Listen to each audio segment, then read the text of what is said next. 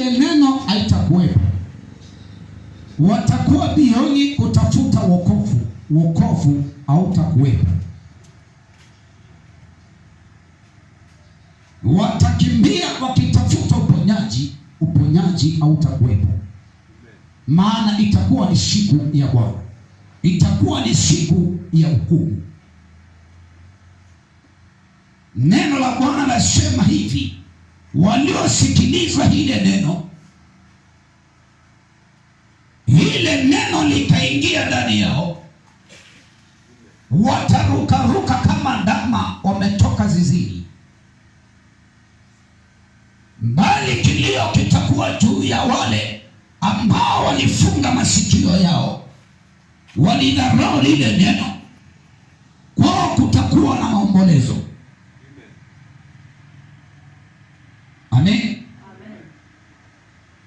Neno la Bwana lasema watakimbilia milimani, milima itasonga. Watatafuta mahali wanaweza jificha, hapatakuwa na mahali pa maficho. Amen. Maana itakuwa ni siku ya Bwana. Ndiposa sauti ya Mungu itawauliza, neno lilihubiriwa kote ulimwenguni, wewe ulisikia hiyo neno? Neno la Bwana lasema hivi, hata wengine watatamani kuokoka, hakutakuwa na wokovu, sababu milango yote itafungwa. Hakutakuwa na ibada, itakuwa siku ya Bwana. Basi nikihubiri neno leo, naomba uchukue muda huu na nafasi hii, neno liweze likakupa uhai. Neno hili litakupa uzima wa milele. Neno hili litakubariki. Neno hili litafungua malango yako. Neno hili litakuponya. Neno hili litaponya nyumba yako. Neno hili litaponya biashara yako, katika jina la Yesu. Bwana Yesu asifiwe sana. Neno la Bwana lasema kuna neno la Bwana litapita wazi bila kutimia. Hata vitabu za Mwanzo na Ufunuo, Biblia inasema kana kwamba, na akasema zote zitafanyika. Hili neno litatimia. Halitatimia kwa mnyama, ila litatimia kwa mwanadamu. Neno halikupeanwa kwa wanyama, bali lilipeanwa kwa mwanadamu.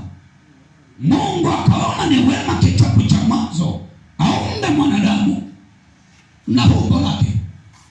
Just imagine mimi na wewe tunafanana na Mungu. Upendo wa Mungu ukawa juu sana juu ya mwanadamu, akamweka mwanadamu karibu naye ndiposa mtumikie.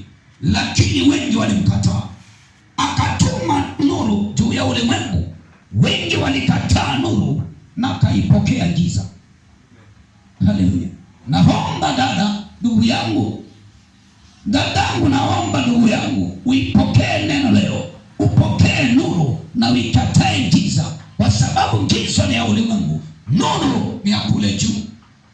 Watakaotawala kule juu ni wale ambao watakaopokea nuru katika jina la Yesu. Nuru nayo ikawa ndio neno, na ile neno ikawa ndio nuru, Yesu Kristo. Mpe Yesu sadaka nzuri kama unabarikiwa. Iko siku yaja, na hiyo siku haichelewi, yaja upesi sana, na kutakuwa na kilio. Nani atakaye kuokoa hiyo siku ya kilio? Haleluya. Nipenda kusoma katika Biblia neno takatifu, kitabu cha Ezekieli 37 kuhusu mifupa mikavu. Mifupa mikavu, mabindimo, Mungu mwenye huruma anahurumia mifupa mikavu. Watu walikufa wakimchukia Mungu, walilala makaburini kwa ajili ya dhambi, walimkataa Yesu na wakamkana. Baadaye kifo kikaja juu yao, wakalala, nyama zikarejea mavumbini na mifupa ikatapakaa. Ila mahali aliye juu akihurumia mifupa mikavu. Mungu akaona na akawahurumia. Sema, hao mbona walikufa, walinikataa ndiposa kifo kikaja juu yao, lakini leo nitawarejesha uhai tena. Mpe Yesu sadaka nzuri kama unabarikiwa. Ni siku yako ya uponyaji. Haya magonjwa yaliyokuandama, haya magonjwa yaliyokuandama yanakuelekeza kaburini. Mifupa mikavu leo yashikana na nyama, na kuna uhai ndani ya ile mifupa. Nenda kuishi, kifo kinaenda kuondoka. Mambo yako yaliyozikwa kaburini wezi fanikiwa. Leo mifupa mikavu, ni nyota yako leo inaenda kung'aa katika jina la Yesu. In the mighty name of Jesus. Ni ile biashara yako, ni ile kazi yako, ile kazi unaofanya unaenda kuinuka. Hiyo demotion inaenda kutoweka. Ninaachilia promotion in the mighty name of Jesus. Hiyo biashara uliyopoteza na irejesha by fire in the name of Jesus. Hiyo nyota ya watoto iliyochukuliwa na irejesha. Mambo yako leo na ifufua. Hautaishi kaburini tena kama mtu aliyokufa. Wewe ni mtu uliowahi, ambaye tunatumikia Mungu aliyowahi. We are serving the living God in the mighty name of Jesus. Uishi kama mtu aliyewahi, sio kama mtu aliyokufa. Waliokufa kule hawana tumaini ya kuishi tena, lakini Mungu amekupa neema ya kuishi. Nenda uishi, nenda uishi, nenda uishi, nenda uishi. Natoa kifo na mauti in the name of Jesus, kwa jina la Yesu. Bwana Yesu asifiwe sana. Wewe hujajua kana kwamba unaweza ishi kama mtu aliyokufa. Inamaanisha nini? Wakati unaota ndoto na watu waliokufa, unamaanisha nini? Ulizikwa na wachawi ukiwa uhai. Wewe unapariti kule makaburini kwa watu waliokufa. Leo na kutoa kwa watu waliokufa. Watu waliokufa hawana chakula, hawana fedha, hawana uhai. Bali mtu aliye uhai, kuna fedha, kuna utajiri, kuna dhahabu, kuna uvumba, kuna maremare, kuna uhai katika jina la Yesu Kristo. Amina. Mtu aliyelala makaburini hana tumaini ya kubarikiwa, hana tumaini ya kupata uhai, hana tumaini ya kuishi tena, hana tumaini ya kutawala, hana tumaini ya kufanya kazi. Bali wewe ulio hai una tumaini ya kufanya kazi, una tumaini ya kupona. Yesu anaondoa magonjwa ndiposa ukaishi. Anaamrisha uhai ndani ya mifupa na uishi tena in the name of Jesus. Praise the Lord. Mpe Yesu sadaka nzuri kama unabarikiwa. Amen. Ni wangapi wananielewa vile nahubiri? Ndoto za wafu waliokufa. Neno la Bwana lasema ingewaje mko hai, lakini mnaishi kama watu waliokufa. Ingewaje miili yenu iko hai, lakini mnaishi kama watu waliokufa. Kwa sababu ya mateso, mwili uliojawa na uchungu wa magonjwa, unaandamwa na magonjwa, ufanikiwe kamwe. Naishi maisha ya kung'ang'ana. Hata unasema Mungu si unichukue. Mmefika mahali umegive up.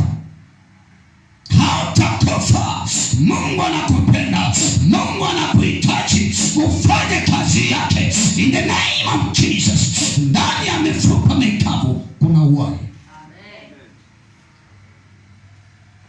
Haleluya. Na Biblia inasema kana kwamba kitabu cha Ezekieli 37. Nani atasoma? Nani aliye na neema ya kusoma Biblia? Mwenye tusome ama nani? Nini tusome? Mpenda nini maki tusome?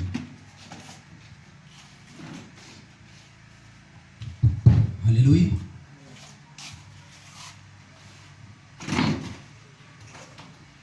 Ngependa sikiliza neno vizuri ndiposa kubarikiwa. Haleluya. 1 2 1 2 1 2 1 2. Ezekieli 37. Ezekieli 37 mstari wa kwanza. Mkono wa Bwana ulikuwa juu yangu, naye alinichukua nje katika roho ya Bwana, akaniweka chini katikati ya bonde.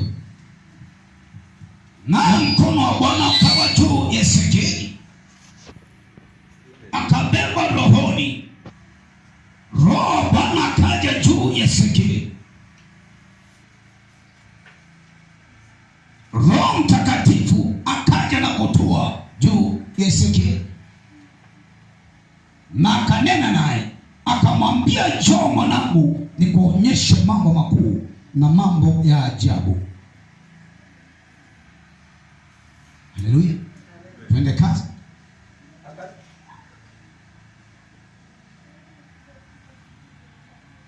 Watu